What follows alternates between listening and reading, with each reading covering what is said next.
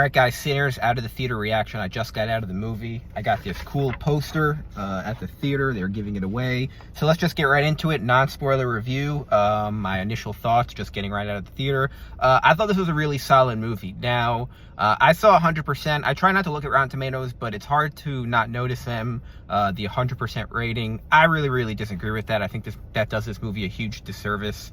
I didn't think it was a perfect movie, so I think throwing around 100% is a little crazy. That being said, I thought this movie was really solid.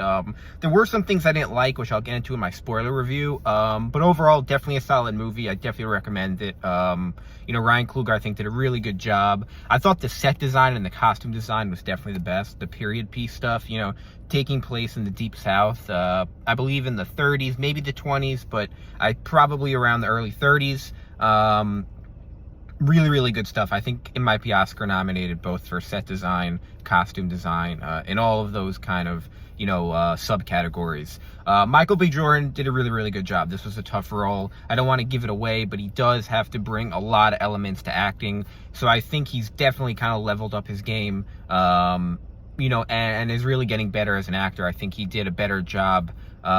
Even then, when he played Killmonger, I think sometimes, I don't want to say he came off as cartoonish, but I think his line deliveries are better now. And he definitely has a lot of charisma. I mean, he's like a real movie star. He's like as close to a movie star as we have right now.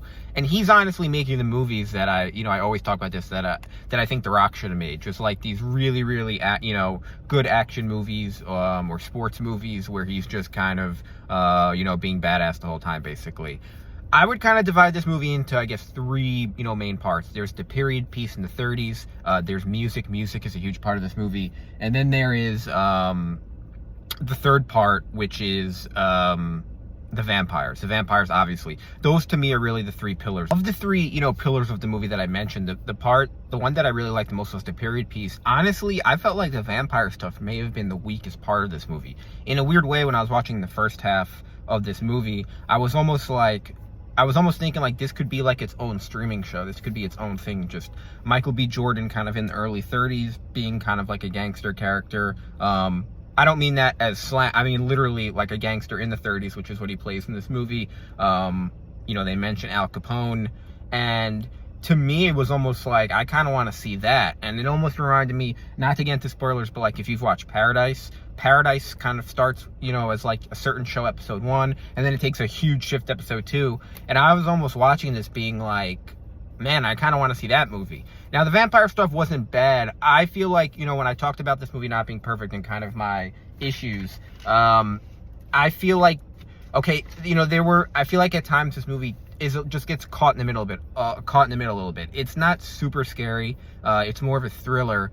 But it's also not super, I don't know how to describe it. It's not super, like, artsy either. It's not like a Tarantino movie where it's, like, doing really weird stuff. But it's also not trying to be...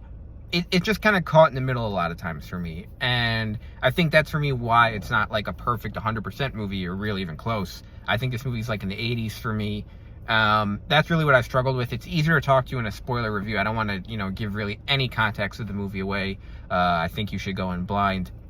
I think the actors did a great job across the board. Michael B. Jordan, Haley Steinfeld. I don't know her name, but she was in Loki. I thought did a really good job. She was one of the main TVA agents in Loki. Delroy Lindo, who I really like. He's always really funny. I thought he was funny in this movie. He was really good. So I thought all the actors, and then there was Michael B. Jordan. There was like a breakout star, his younger cousin, who I don't know his name, but he did a really good job playing this younger character, Sammy. There is a post-credit scene, so do stick around for the post-credits. And honestly, I think the post-credit scene is one of the better scenes of the movie. But that's why, the post-credit scene also kind of plays into, not my argument, but my, opinion of the movie not really knowing what it wants to be, because the post-credit scene is so different from the movie, and you'll know when you see it. I'm like, okay, are you trying to, like, set up a franchise here? Was this supposed to be just a period piece? Is this just supposed to be like closing out the movie, or a cliffhanger? Or so it was a little bit confusing. But overall, this was a really solid movie. And people who always complained we don't get original movies, blah blah blah blah blah, you know, this is an original movie with a movie star, with a big name director. So if you don't go to see this movie, you can't really complain that we only get Marvel movies, because you know, these are the movies that you're asking for. Movies like this, movies like Mickey 17, you know, and down the line.